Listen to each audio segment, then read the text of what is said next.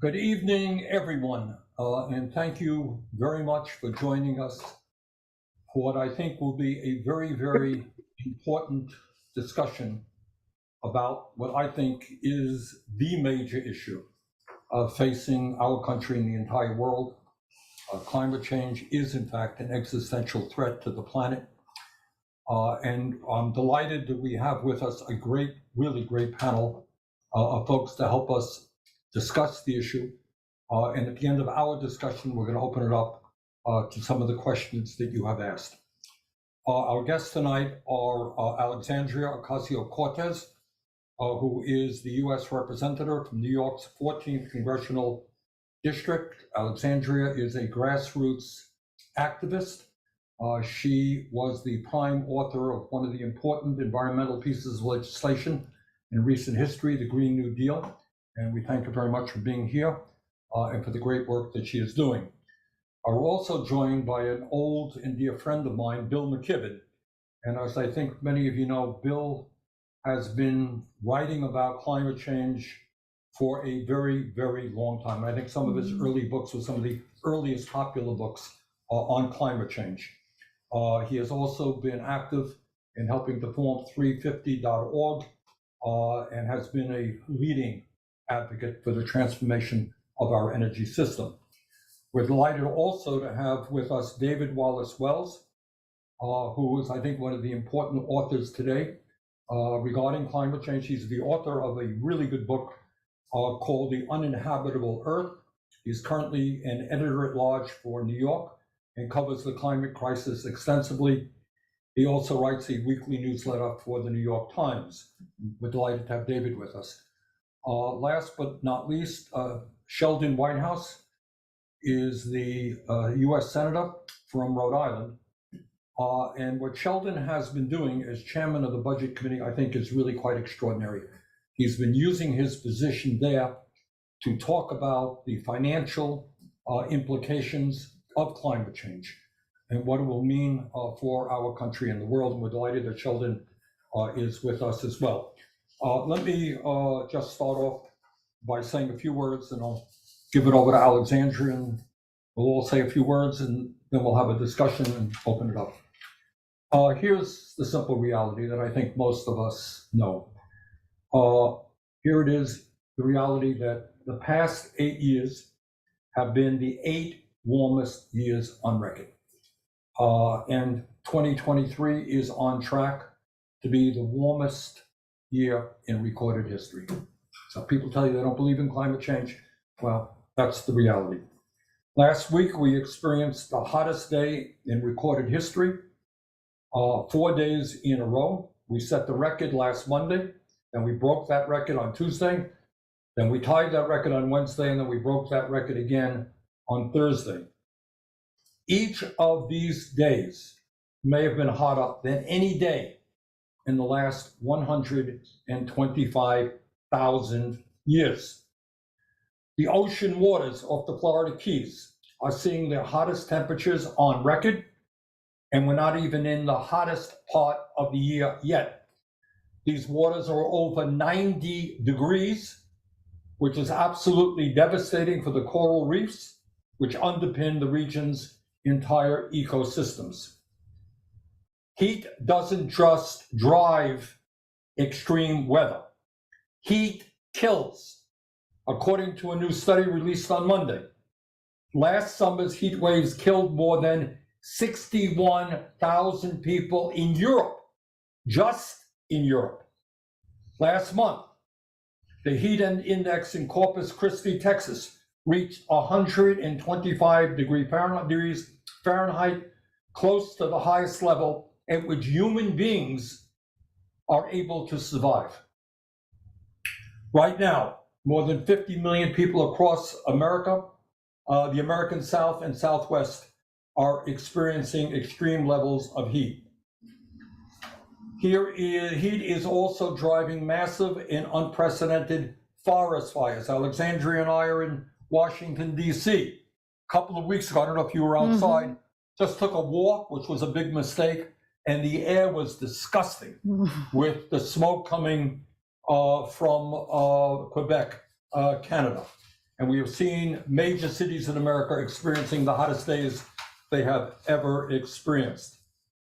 So the reality is, not only in America, but all over the world, in China, in India, in Pakistan, in some of the poorest countries on earth, who have no capability of protecting their people from the drought and the floods and the migrations that will take place as a result of climate change. We are looking at a major, major global crisis. And in my view, if this planet does not get its act together, if we in Congress do not get our act together, the planet that we're going to be leaving our children and future generations will be increasingly unhealthy and uninhabitable. I don't know how many of you saw that movie, a very good movie done by Adam McKay and David Strauss. Did you see it? And it was called Don't Look Up. And what it was about is this huge meteor that is heading to Earth, and they're saying, it's coming, we got to do something. And because of stupid politics and greed and ignorance and other factors, nothing is done and the Earth is destroyed. We are in a don't look up moment. Folks, the planet is in serious trouble. And if we don't get our act together, the future is not great. And with those optimistic words, let me give it over to Alexandria. Thank you, Bernie. And, I don't think we can understate the planetary crisis that is not just coming, but that is here. As you mentioned, the hottest 4 days on record happened the 4 hottest days on record all happened last week. And we are simultaneously experiencing one of the hottest summers and one of the hottest years of our lives, which will also be one of the coolest years in our future. We will remember when our summers were just in the high 90 degrees in some regions. And this poses a planetary crisis, a climate crisis, but it is also one that is not going to hit all of us equally. We already see that something known as wet bulb temperatures in the deep south, which means, when humidity goes beyond a certain level, the temperature required to kill a person actually reduces, and a person can die in as little as 95 degrees Fahrenheit when humidity goes beyond a certain level. And the folks who die are folks whose power has been cut out, the folks who don't have access to air conditioning, the folks whose power grids have gone out, as we saw in the Texas freeze, when it comes to all of these phenomena that result from our climate crisis. And that means that the poor and the disadvantaged and frontline communities are the ones that are most endangered in our climate crisis. And all of this is to say is that, when I think oftentimes about the case, and some people ask me about the case for optimism and the case for hope, people say, why shouldn't we give up? And I think the fact of the matter is there's a couple of things that we need to examine here. The first fact of the matter is that we don't have a choice. We live on this planet. It belongs to us. We are here, and we are in control of our destiny. And secondly, it's that while the climate crisis is manifesting as a political and ecological crisis, it is the outcome of human systems. It is the outcome of economic systems, governmental systems. It is the result of corruption. It is the result of our economic system. And that means that it's not a crisis that is natural in its creation. And all things that are of human creation can be changed by human beings. And that means that wherever there is a chance, we have a duty and an obligation to ourselves and to each other to try. And not only and I don't mean trying as just this futile exercise, but people have actually been engaging in organizing that is working and that is starting to stem the tide of all of these problems that are resulting in the climate crisis.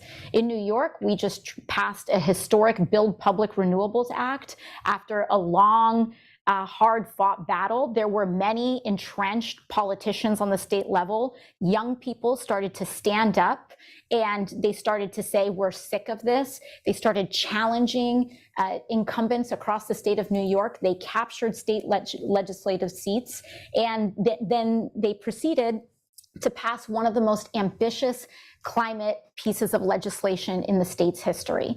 We also have the Inflation Reduction Act, the Infrastructure Investment and Jobs Act, which would not have happened if not for the activists and organizers around both the Green New Deal and environmental organizing across the board. And so we are moving the needle here.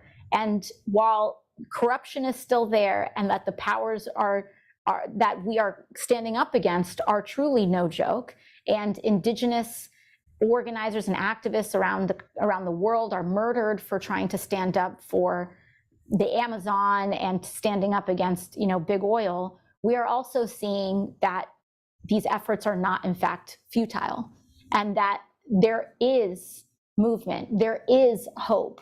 And as long as there are individuals that are present, whether it's anyone tuning into this live stream tonight, whether it's someone that's having a conversation with a family member, wherever there are people that are trying, there is hope and there's rationale for optimism.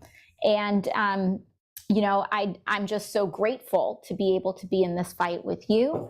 And I'm so grateful to be in this fight with all of our guests, along with everyone else who's tuning in, because we're not giving up and we're going to win. Thank you. Bill McKibben.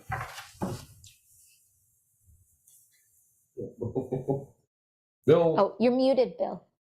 Muted. Thank you very much. You would think after 4 years of Zoom, I'd be better at it. Look, Bernie, Alexandria, thank you enormously. Bernie, you're right. I wrote the first book about all this, what we then called the greenhouse effect. It came out the month that Alexandria was born. That's about how long this has been a public issue in our world. And here's the thing. We knew everything back then that we know now. It's not like there's some surprise. When you burn coal and gas and oil, you put carbon dioxide into the atmosphere, its molecular structure traps heat. The scientists told us how much it was going to heat up. In fact, the oil company scientists knew exactly how much it was going to heat up too.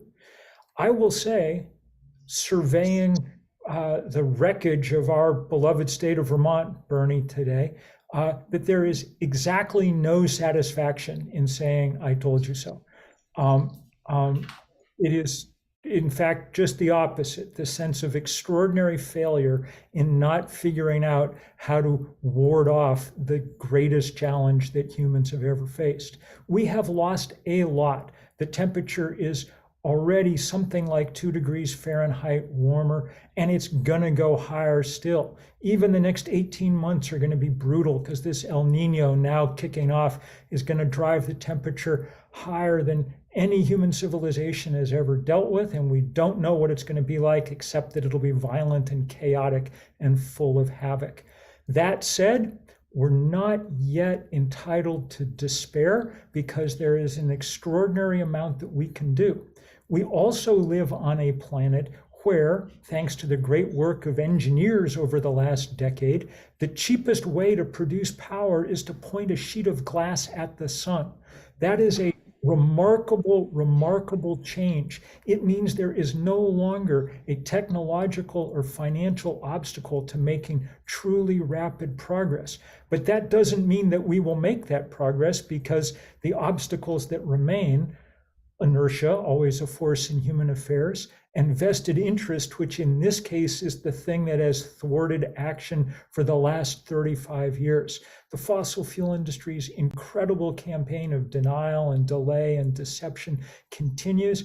And Bernie, I don't know about you, but when I look at those flooded streets in Montpelier and things, one of the first things I want to do is have some new legislation that makes the polluters pay for cleaning this stuff up here and in Pakistan and in every other part of the world.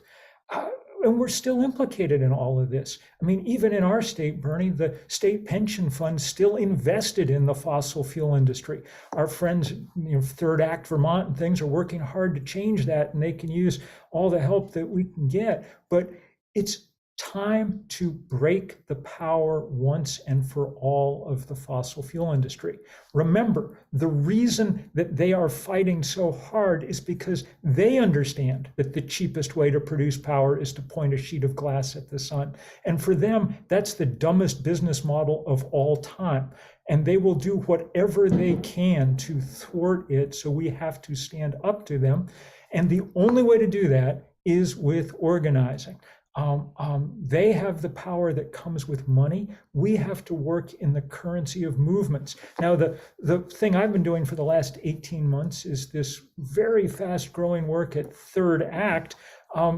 David, Alexandria, I'm afraid you guys are too young to join, but someday you're headed our direction, and when you're over 60, you too can join in this work. We're backing up the young people who've really been leading in this fight. Our friends at the Sunrise Movement and Fridays for the Future and all the other young people who've been doing such great work. Well, there's 70 million of us over the age of 60. We have a lot of power because we all vote. There's no known way to stop old people from voting. And we have most of the money too. So if you want to pressure Washington or Wall Street or Albany, wherever it is, it helps to have some people with hairlines like mine engaged in this fight.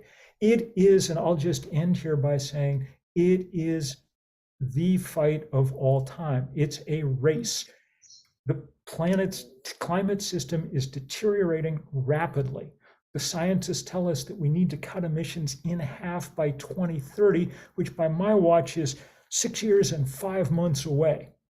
That's the race. We can do it, but we will only do it if we use that most extraordinary source of energy of all, the energy of people when they come together to demand and to make change.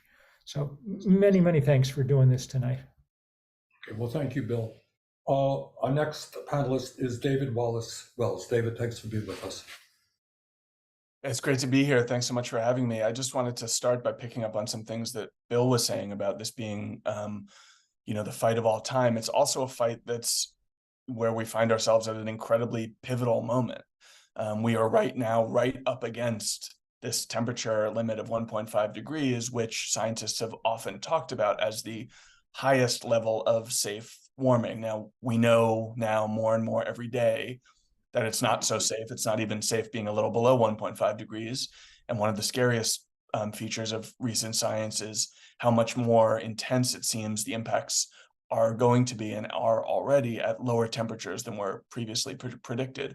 But we're right at that threshold right now, which means we are making decisions that are unbelievably consequential. When Bill wrote his book, 35 years ago, most of these impacts looked quite distant in the future. And now we look outside our windows and it doesn't tell us a comforting message of normalcy, which it used to. Even just a few years ago, it used to tell us that message. Now we look at our windows, we look at our social media feeds, we watch television, we see the crisis here now. And that's not a surprise.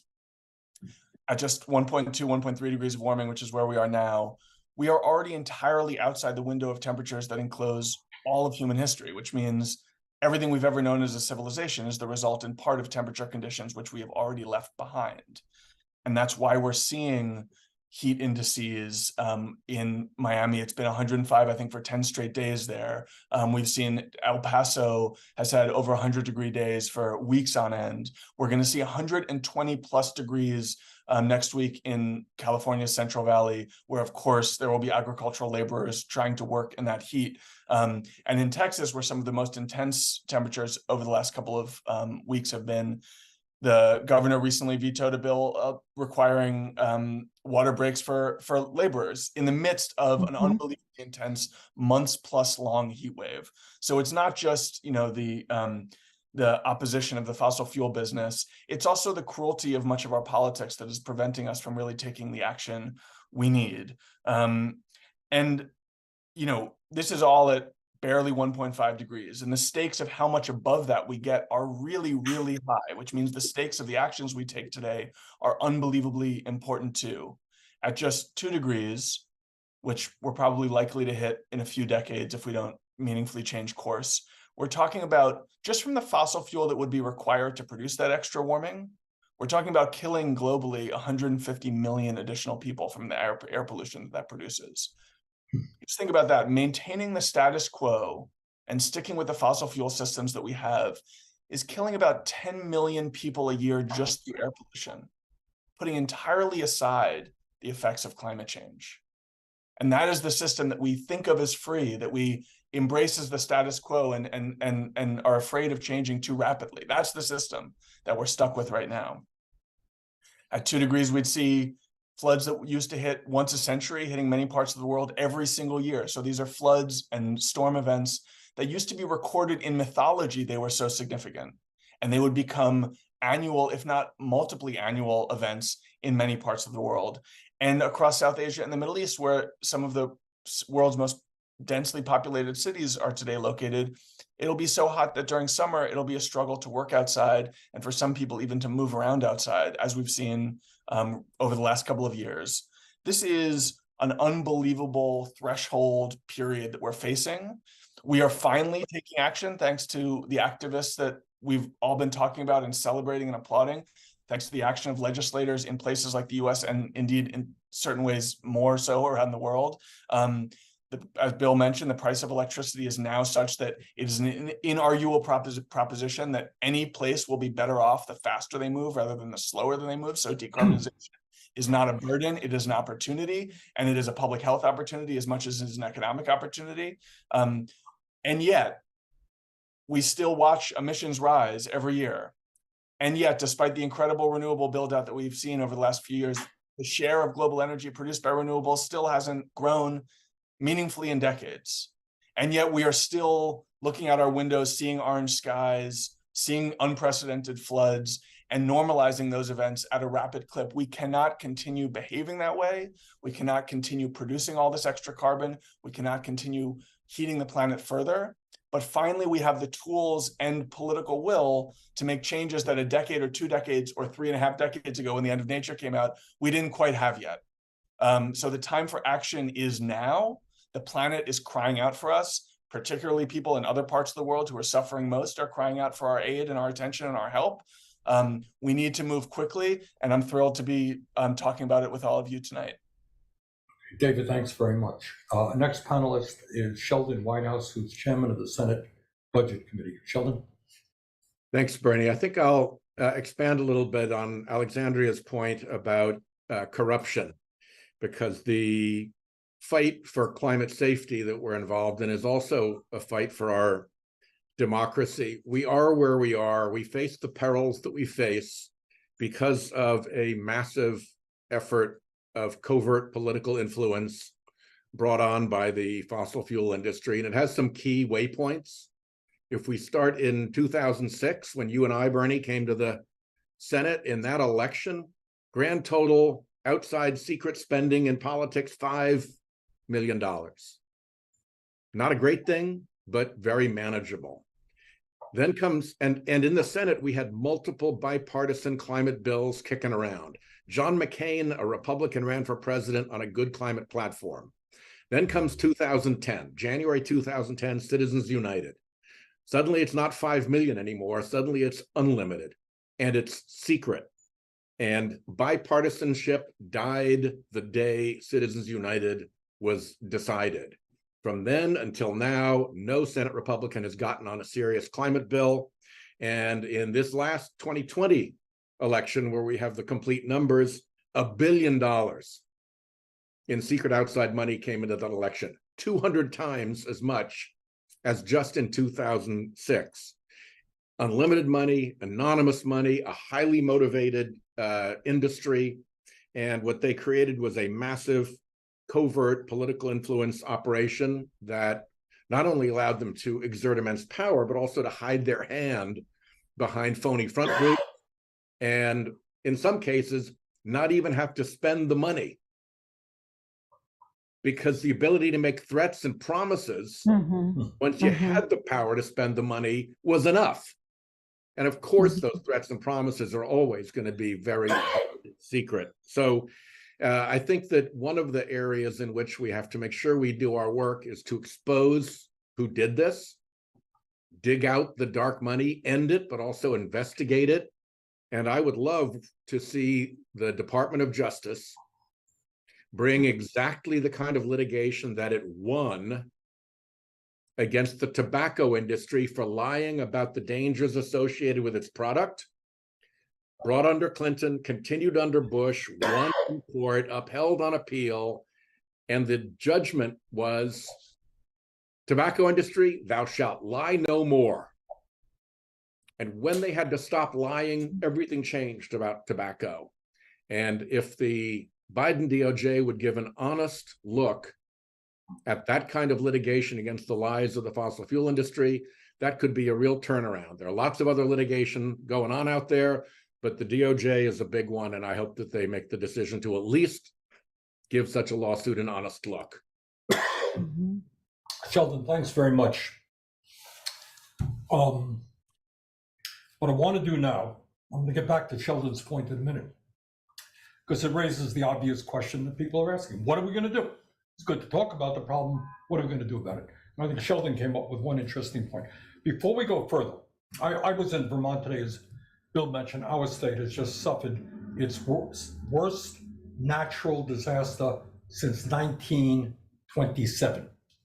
And I'll tell you something, it's one thing to talk about it, but this afternoon I was walking around the street in Barre, Vermont, mud this high, water in everybody's basements. Whether these houses are salvageable or not, I don't know. Many of these people don't have insurance. It was just horrible. This is one small city in one small state. What I want to do now, before we come back to some of the issues all of us raised, I want to take this discussion internationally. I mean, we heard about what's happening in the United States, in Texas, Florida, Vermont. But guess what? This is not just an American issue. This is a global issue. David, let me throw it to you. Talk a little bit about what climate change is doing all over the world to developed countries, and maybe a special emphasis on some of the poorest countries in the world. What's happening there? Well, let me start actually by talking about responsibility. So the average American, the average American refrigerator produces as much carbon emissions as the average resident of Nigeria. The average resident of Mali produces only as much carbon as the average British tea kettle. We are talking about such unbelievably large, inequalities in terms of responsibility. And as Americans, we should, I think, put that very much at the front of our minds. When we think about historical emissions, the US as a nation is by far the largest historical emitter, and that stuff hangs in the air for centuries or if not millennia, which means no matter what happens, no matter the course of the decarbonization over the next century, we will always be the most responsible party for the damage that has been done to this planet, the United States, number one. But of course, the impacts are unequal too, and they're not only visited upon the global south, but they are most intense there. We're talking about seeing already in sub-Saharan Africa, there are measures suggesting that all across the continent, those countries have lost 20 to 30% of their GDP already because of impacts of climate change, which means they are 20 to 30% poorer than they would be because of the warming that has already happened. And if things really run out of control this century, they may have the very opportunity of growth stripped away from them. We're talking about heat waves now. Last year was in South Asia and Pakistan was considered a completely exceptional, unprecedented heat wave that put hundreds of millions of people under incredibly unhealthy conditions and put millions of people close to the limit of what was considered human survivability. This year, it started earlier and it's already gotten more intense. This is a pattern that we see again and again when we're told something is a 500-year storm and then it comes 5 years in a row. We're seeing, millennia of extreme weather condensed into half a decade. And of course, it's these nations that are least prepared to adapt, but they're also least capable of investing in their own future. And this, I think, is really critical to understand. There's been a lot of movement in the international space, especially over the last couple of years, on questions of justice, and a lot of it revolves around financing. And that is to say 90+% of the world already lives in places where new renewable energy is cheaper than dirty energy. 90+% of the world. The world's poorest countries are richer in renewable capacity than they are in dirty energy. They have a lot of sun. To some extent, they've got a lot of wind, but they can't actually build the projects that will get them out of the fossil fuel prison because the financing is too expensive and borrowing is too hard for them. They're also wrapped up in debt service for many other reasons to the global north. And so one thing that countries like the United States can do, in addition to, leading by example and taking a much more aggressive hand with industrial policy than we have with the IRA, is to provide much more open and direct financing mechanisms and support so that countries all across the world who know that their citizens would be healthier and more prosperous without dependency on fossil fuels can actually make that leap. At the moment, they can't, but it's almost entirely because of banking and financing decisions, not because their leaders don't want to do it, not because their people don't want it, and not because they would be better off. These are huge, gaping, screaming inequalities that we need to be squaring much more, looking at much more squarely than we have to this point, when we like to tell each other that, well, we're doing better than China, we're doing better than India, therefore we're doing good. First of all, the timeline of climate totally scrambles all that, because the damage we did 50 years ago or 100 years ago is still doing damage. But more than that, we owe a huge debt to all of these nations because of the ways that we've scrambled their ecosystems, their agriculture, their ways of life. We have done that, and we owe them a responsibility of helping them get to the other side of it. Bill or anybody else want to jump in on that, Alexandra? Yeah, I think when it comes to the international implications, this is also something that we're going to have to contend with on our shores and on our borders as well. This will absolutely, and we are already seeing migration patterns start to shift dramatically, and they will continue to shift dramatically for the rest of our lives due to the climate crisis. Throughout South America and Latin America, the carbon emissions that the United States has disproportionately contributed to is now making a lot of farmland and a lot of communities unable to sustain life in the way that it once did. And those communities are going to migrate, and they're going to migrate in all different sorts of directions. But it is an area where we have to acknowledge not just our financial responsibility, but also our social responsibility. And when we talk about how climate should manifest in our foreign policy, it should become a much more forceful part of our trade agreements when it comes to locking in carbon emissions and bringing them down. But also, one of the things that we have also started to discuss is the possibility of opening up climate refugee visa status and what that would potentially look like in the coming decades. We are seeing increasingly that just as there are humanitarian reasons that people migrate, people will be fleeing climate catastrophe. And these, as David mentioned, it is not the people that are suffering most that contributed most to this. In fact, it is the people that had some of the least amount of carbon emissions and the countries with the least amount of carbon emissions that will have to contend to a certain degree with much of the ramifications of this. And so this is going to be a very real geopolitical issue that we will have to contend with. I know there's discussions as well with other economies and how we can shift out of a mode of conflict to collaboration in how we all realize that this is a planetary crisis that every single one of us will have to contend with. Bill, you want to jump in on the international situation? Sure, just a couple of things. One night last week, there were a number of cities in North Africa, up in Algeria, where the minimum nighttime temperature, the temperature only dropped to 103 degrees overnight. Yeah. That was the highest temperatures like that ever recorded in Africa. All of Africa's put 2% of CO2 into the atmosphere. Not their fault. Excuse me. And we have incredible activists across that part of the world doing all that they can.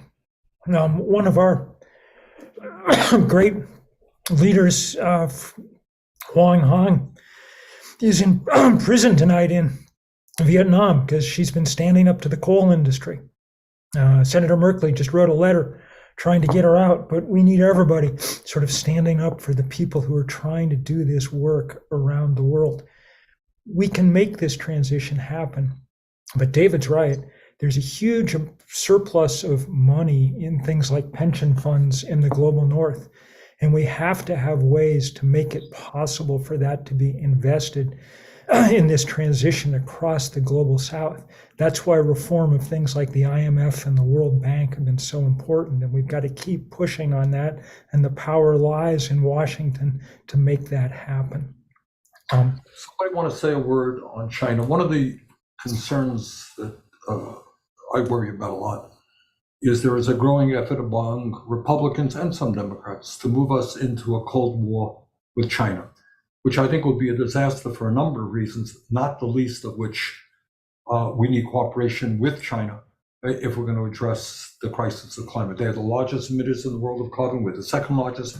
I think it's a very good sign that President Biden sent John Kerry to China right now, and he is apparently working with his counterparts there on some efforts.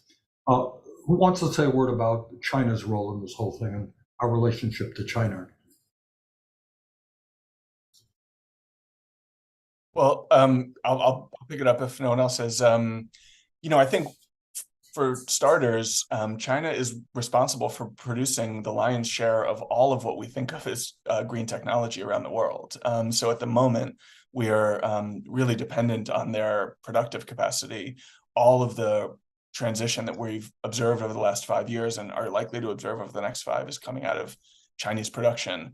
And they themselves are on track to produce about half of all renewables built anywhere in the world over the next couple of years. So in the US, China gets targeted a lot, and there are huge problems with that regime. I certainly don't want to minimize it. A lot of the production of that polysilicon and stuff comes from really unbelievably bad, even criminal conditions in Xinjiang.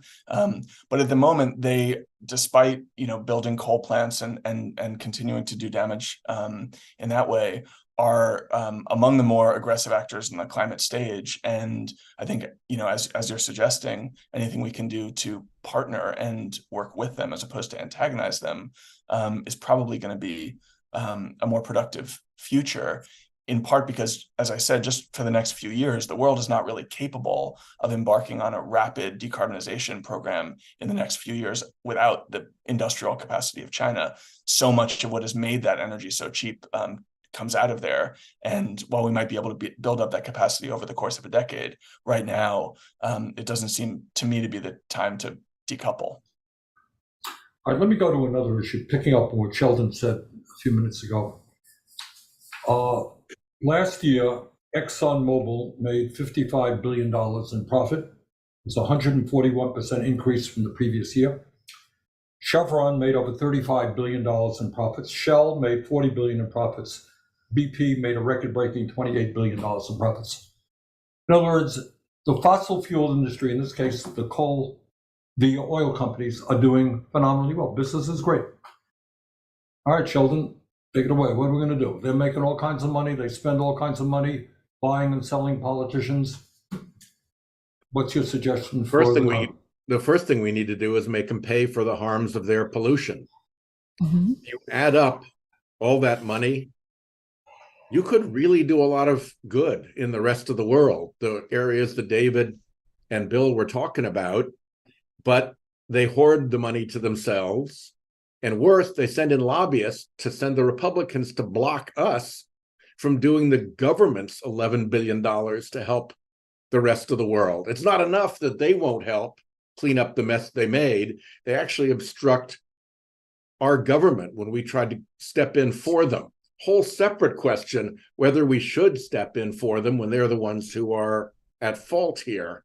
But their role in this is really bad. And I think, I'm a lawyer, I was a prosecutor. I think you got to get the facts out. You got to expose what took place. And I think you got to get them into a court of law. Look at the good things that have happened in honest courtrooms recently, right? Dominion took down Fox News. E. Jean Carroll got a huge judgment against Donald Trump.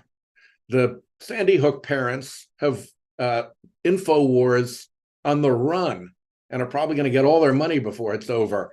Honest courtrooms can do a beautiful job when all you're left with is bullying and politics and the mischief of a big industry.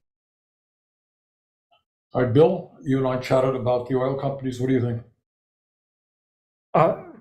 First of all, apologies for the darkness of we're working without power here, but it's proof that batteries will go a long way to get things done. The fossil fuel industry is the root cause of what we're facing. Secretary General of the UN, who has been speaking with remarkable undiplomatic honesty the last year, said not long ago to the oil industry, your core product is our core problem.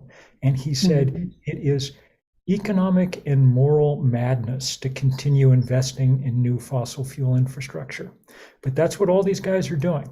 Shell Oil 2 years ago at Glasgow said that they were going to start reducing the amount of oil and gas that they pumped by 1 or 2% a year as a sort of beginning modest concession on climate.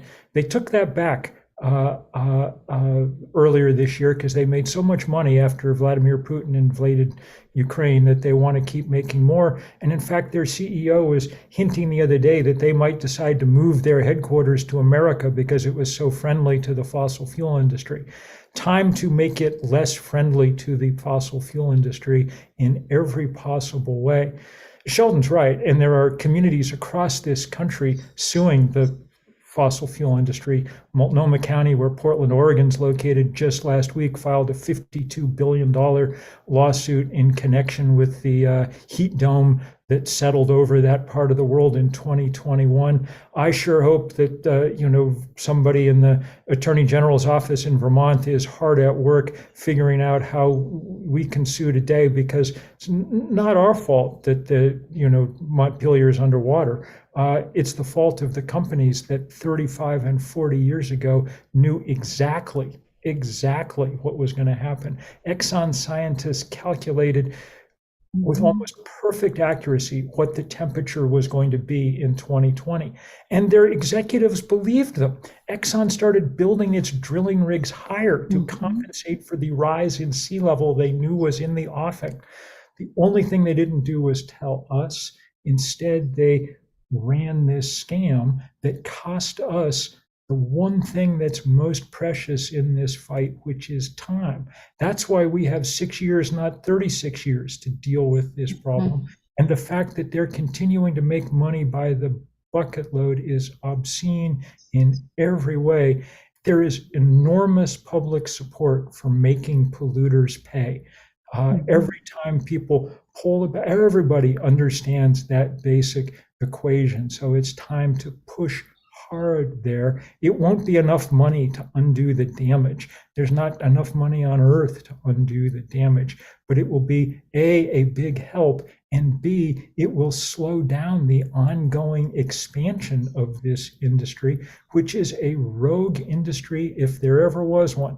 The tobacco industry killed us one smoker at a time. The oil industry's taken us out one planet at a time. Alexandra, do you want to jump in on that? Yeah, I mean, I think the degree of corruption is just, it is hard to even wrap our minds around. I serve as the ranking member for the Energy and Mineral Resources Subcommittee on natural resources. And there was this moment not too long ago, it was almost comical, where we had a hearing around fossil fuels and coal and mining, and we had one of the witnesses show up, and I look through, and our team looks through, and the witness was a lobbyist.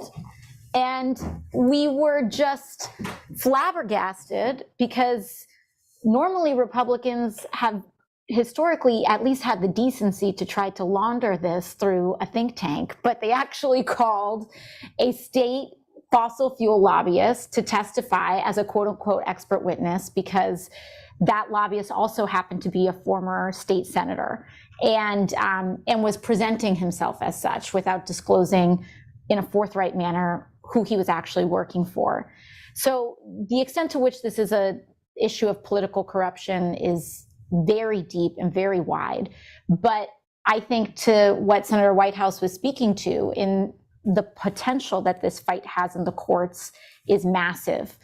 In the Oversight Committee, we held several hearings around exactly what Exxon did, including bringing the CEO of Exxon to testify. And everything that Bill said is completely true. They knew since the 1970s with startling accuracy the exact temperatures that we would be experiencing in the 90s, in the 2000s, et cetera, decades out.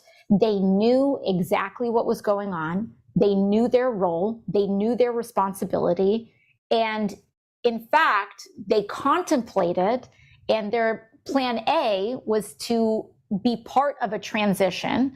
But then they very quickly decided that the cheaper and easier thing to do would be to launch a multi-decade misinformation campaign in the United States and around the world, that their product would not do this. And so just like Big Tobacco, which was held liable for the same exact thing, a very similar pattern of events and facts. Naomi Klein writes very well about this. I think this very similar case can be brought to big oil and the fossil fuel companies in court. And if fossil fuel companies, if they are not part of the solution in paying, when our homes are flooded, or when our homes or when our lands are then succumb to wildfires, we will pay it. Everyday people who lose their homes, people who lose everything, and these fossil fuel companies bear responsibility for what they have done. And it will be and should be the power of a court to compel them to do so. And it would set powerful precedent. New York City has also begun the process of this, and we've also begun the process of divesting our public pensions from fossil fuel companies as well. And we're hoping that many other cities, in addition to those that already have, will follow course. All right, Sheldon, you just Sheldon, one fact to you illustrate the Congresswoman's point about the entrenchment of the fossil fuel industry in the Republican Party. When they did that bill on the debt limit, it was 315 pages long. 275 out of 315 pages were giveaways to the fossil fuel industry. All right, Sheldon, you are, as I recall, the former Attorney General of Rhode Island, correct? And Rhode Island has litigation going on right now. All right, but my question is, all right, as a former prosecutor and Attorney General, these guys have been lying for decades. They are causing, as I think David mentioned or somebody mentioned, far more damage than the tobacco industry, which has only killed many millions of people. Their product now is destroying large parts of the planet. You got a case as Attorney General of the United States to make? You absolutely do. The first thing you want to do is look at discovery. You want to get their facts and their materials out. If you look at the case against Fox News, the Dominion company won that case before they ever got to trial. They won that case when they got their hands on Fox's emails and documents and caught them telling each other how they were lying about Dominion. In the same way, if you really get into the fossil fuel documents, if you get into their exchanges with their lawyers, if you can get through the crime fraud exception into that, if you can get into their documents with their public relations companies, you can put a case before the American public that will just send them fleeing. The tobacco case was brought as a civil RICO case, which allows enormous discovery. You can even have pre-complaint discovery if you're the Attorney General. So there are very powerful tools for the Biden administration to pursue this if they wanted to give it an honest look. Well, you know what? Sounds to me that maybe we should pay the Attorney General a visit. What do you think? Well, you got to be very careful about that, but no, I don't think we got to be so careful about it. No, I mean, I think, look, it is a civil case. I think it's exactly what we should do. I think you indicated we have a case to make. The world is at stake. Politically, I think it's the right thing to do. I think it works politically as well as obviously from a policy perspective. All right, jump in on that issue. What should Congress be doing?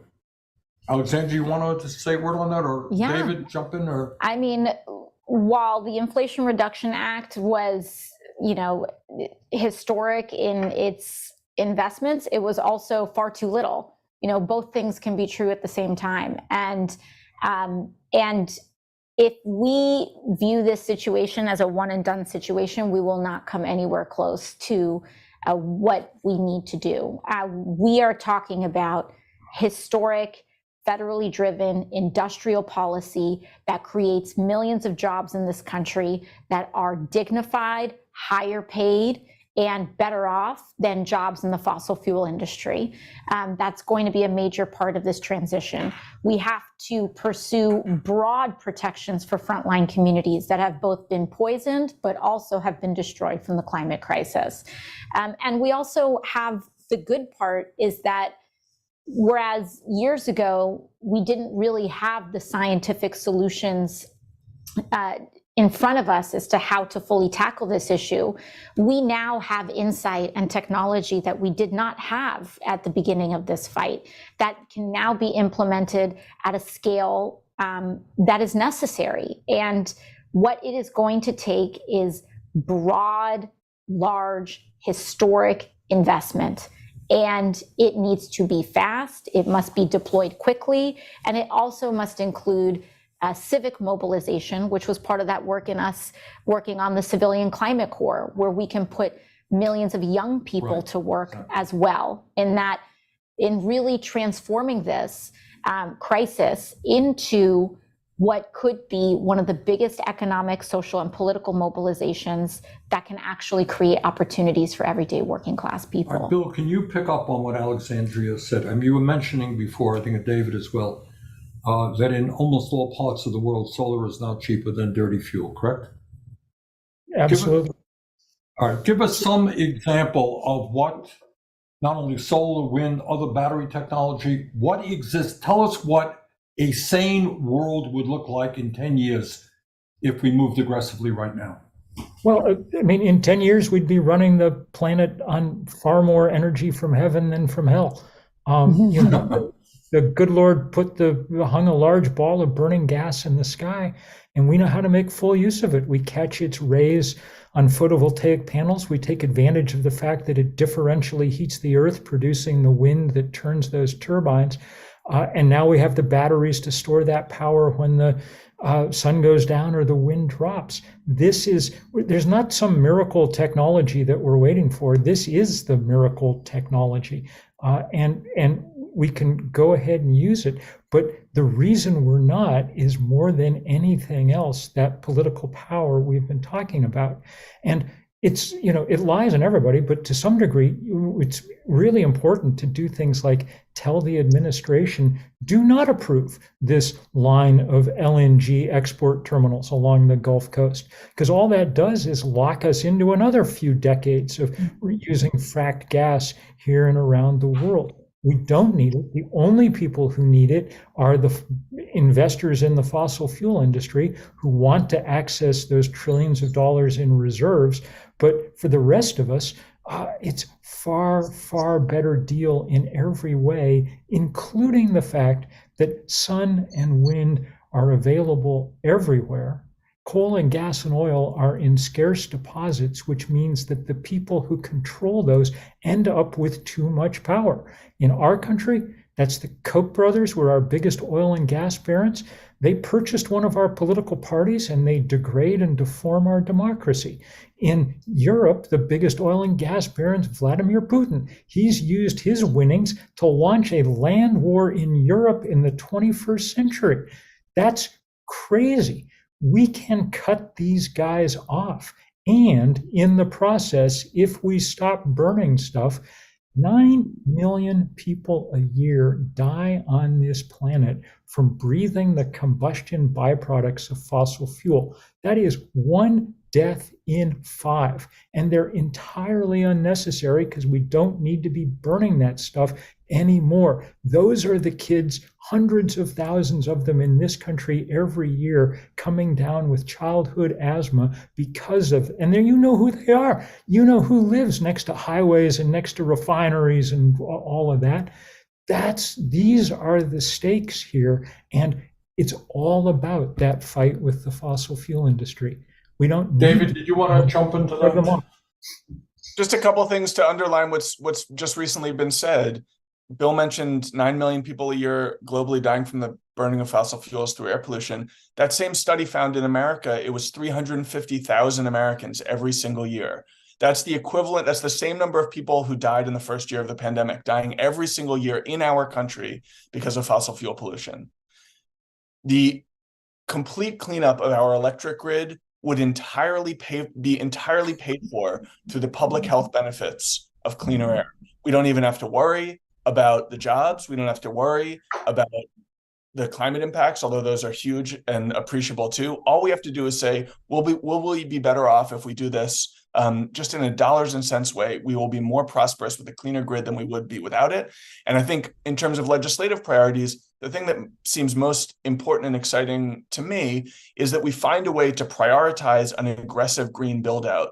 At the moment, we seem to be debating about continuing to move slowly with infrastructure build out or making a deal with the bad guys. And I think we need to find a way, a path forward that allows us to move very quickly and aggressively only on the things that are going to help us live cleaner and better lives, not the stuff that's going to continue to poison us and poison the planet. All right, let's jump to some of the questions that came in. Let me start with a question from Elizabeth. I'm reading about half of her question. And she raises a very important issue. How do we convince the non-believers that this is a huge issue? Are there Republicans who do think it's an issue and can convince their counterparts? In other words, look, let me broaden that question.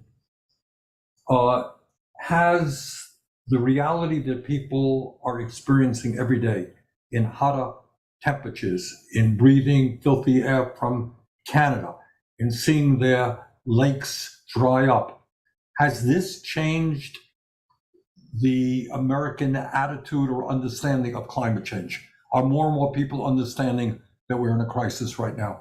Bill, you want to jump in on that one? The polling data is pretty clear that over the last few years, there's been a dramatic shift in the direction of Americans understanding that we're in danger and wanting government to go to work. At a certain point, enough fires, enough floods, who are you going to believe? Fox News or your own lying eyes, Mm-hmm. And we're at that point. The last 30% of people aren't going to be convinced because they're not waiting for another study and geophysical research letters. They're ideologically opposed to action.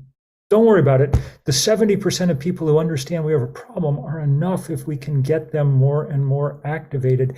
And across the political spectrum, people do like solar panels.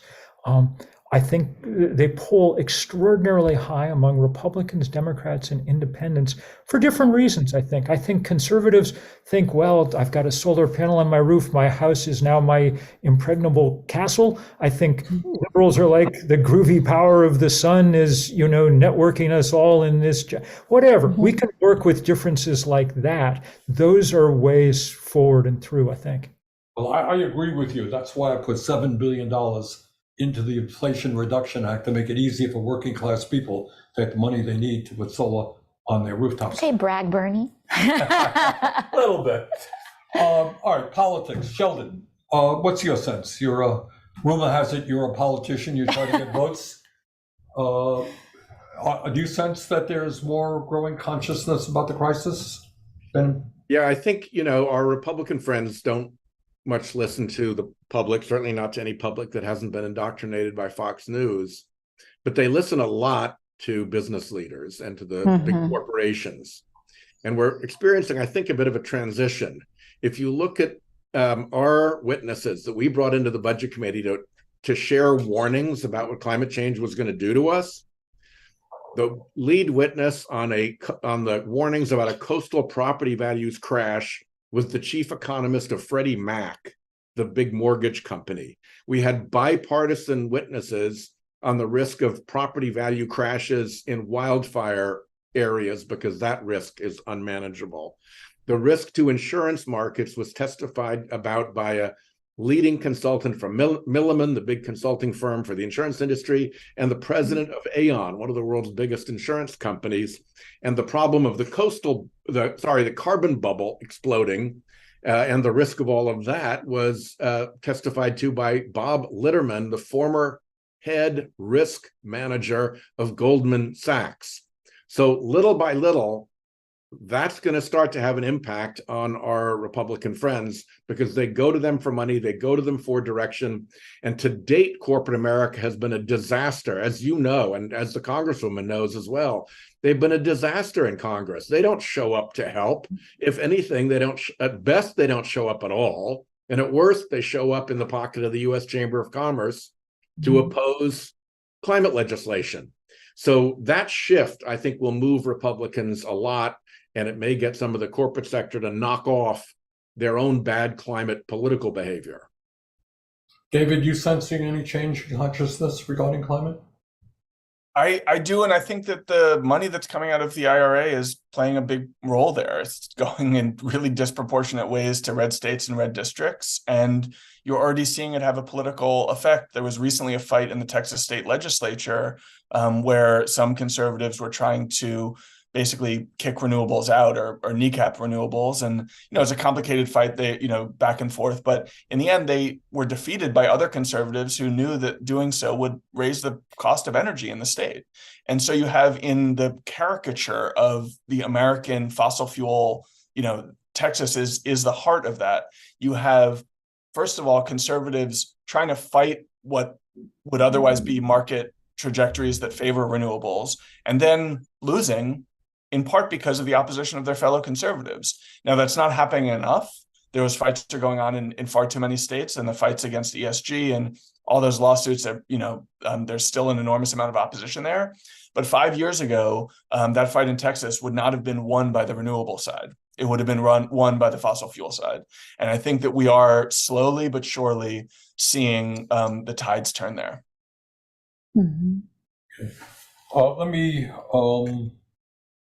Let me read a question from Javier. And maybe we can end on this note. I'm going to give it over to Alexandria to respond. And I suspect that I can tell you, I go to a lot of high schools in Vermont, and I talk to a lot of the kids. And if anybody thinks that climate is not on their minds, you would be very, very mistaken. Many of them look into the future and they're saying, what kind of future we can have? And Javier writes, why should we keep trying? Isn't the change we have made already gone too far? Alexandra, you want to deal with that?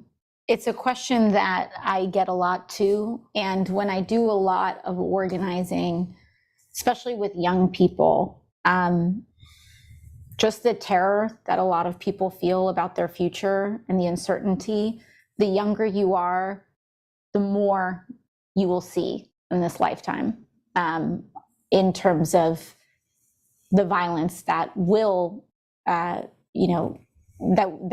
will be unleashed by the climate crisis. And so I often hear this: what is the point of trying? Is any of this going to do anything? And actually, I think, David, your book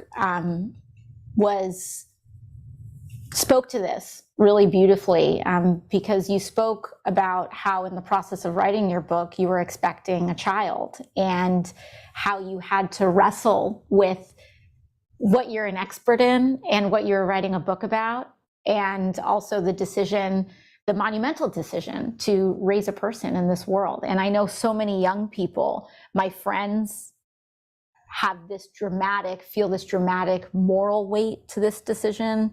My family, myself, everybody.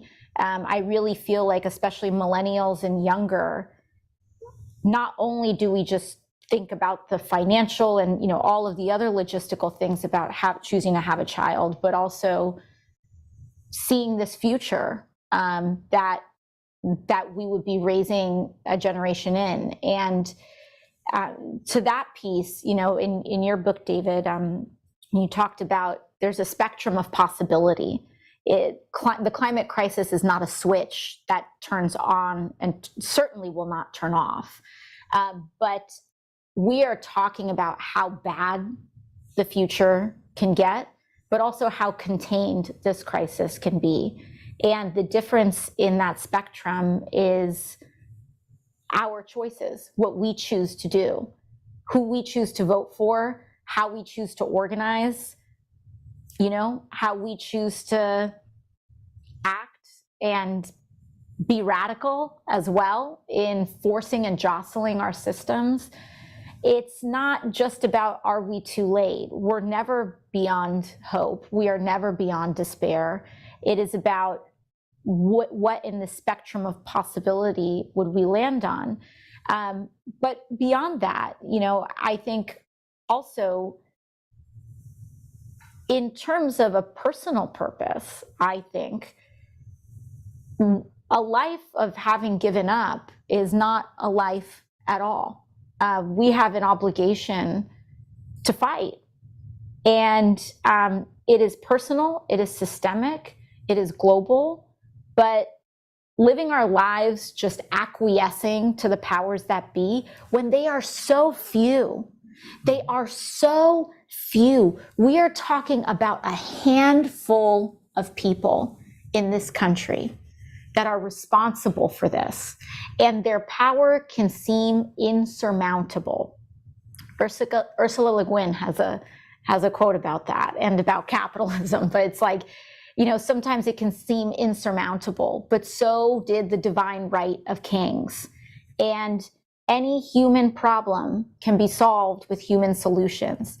And I think about the Wizard of Oz, right? I think about even when I sought out to run for office, and it was this absolutely impossible, ludicrous endeavor that some waitress with no money could challenge an extremely powerful person with millions of dollars.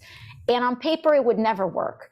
But I kept telling the story about the Wizard of Oz, right? You just kind of have, at the end of the day, there's this guy behind a curtain, and he projects this very big, large, looming figure. And everyone is so terrified in the Emerald City of this big supernatural figure that they all stay in line until the man behind the curtain is exposed and you realize truly how limited he is. And that is what the aristocratic class in this country is. That is what the oligarchy is. It seems so insurmountable. It commands our media. It commands so much of our political structure. But when we see it for what it is, and when we see each other for what we are, and when we see the power that we ourselves hold, the man behind the curtain is revealed. And I truly believe in our heart of hearts that working and creating the conditions, we cannot predict the moment when it happens, right? But we continue to create and contribute to conditions, and all of a sudden moments happen, like the Arab Spring or nuclear disarmament in the 1980s or the fall of apartheid. These moments happen because everyday people, oftentimes feeling like they were pursuing efforts that were futile, enough of them started to do it that our systems changed overnight, even though it was 10, 20, 30 years in the making. Thanks. Thank you for all that you're doing to inspire millions of young people. Bill, question, and I know the answer, but a lot of people feel there is no hope. Is there hope? Yeah. There's not hope that we're going to stop global warming. We're in trouble, and that trouble is going to get worse. But there remains hope that we can stop it short of the point where it cuts civilization off at the knees. That's going to take all of us working.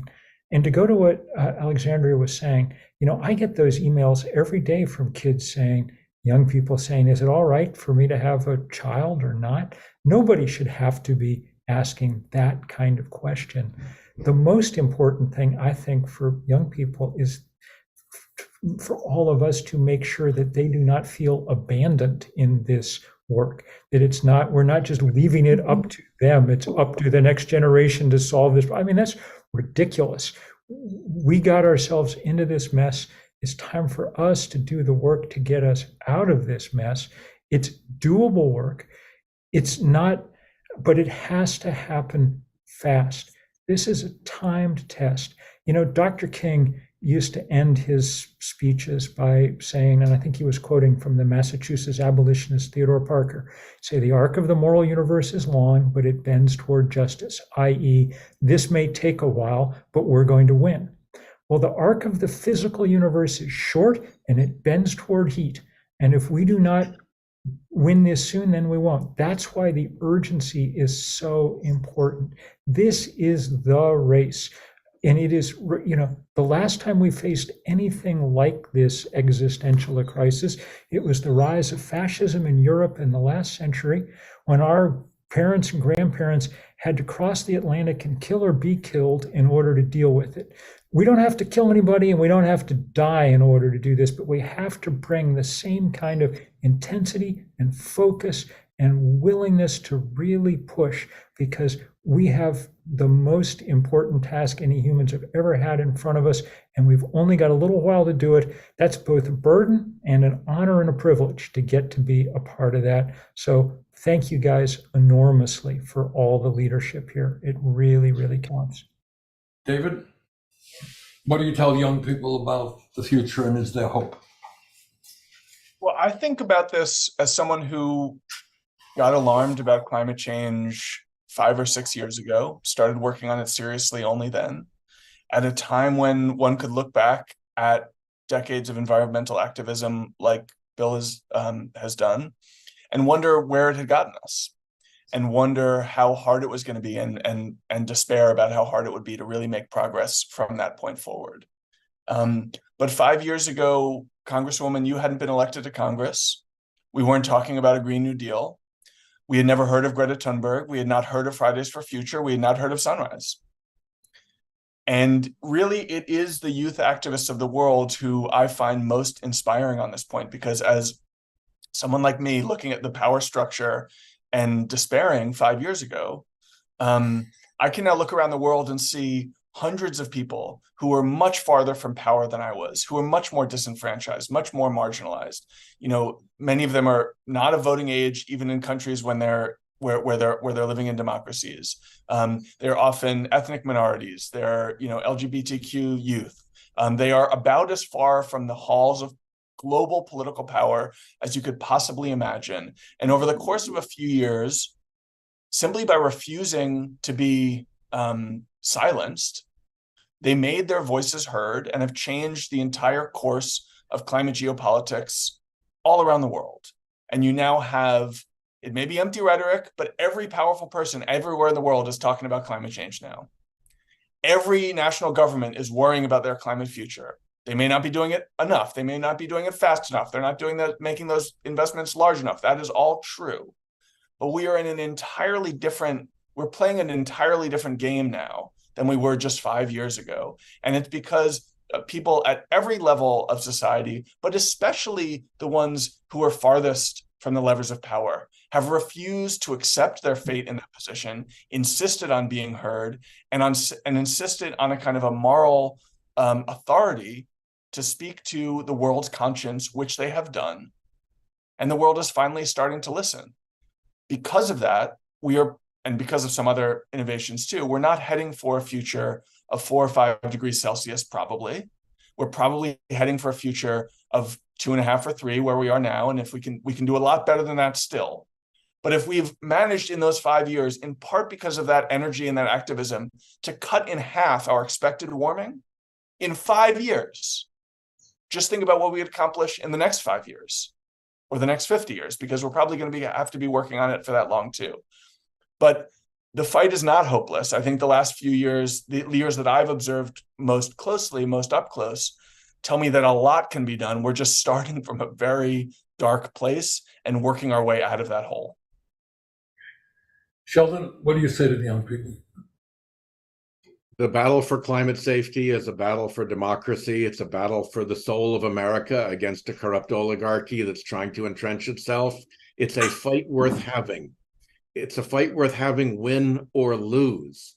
And there's a real chance, a better than even chance, that we actually win it if we throw ourselves into it in a dedicated way. I think there was a great line in maybe To Kill a Mockingbird where Atticus is talking to Scout about courage and says something like, you got to get into fights when it's the right fight to have, even if you know you will never win. And then often you do. Mm-hmm. Or as Nelson Mandela said, everything is impossible until it happens. Mm-hmm. Look, let me first of all thank our great guests. I want to thank all of you for the work you're doing on what in fact is the most important issue facing our country and the world.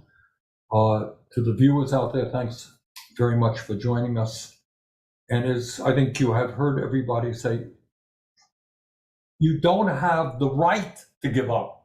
Because this is not just about you, this is about your kids and the little kid down the block and your grandchildren. You don't have the right. Mm-hmm. And as you heard people say, we are making change. Are we making it fast enough? Absolutely not.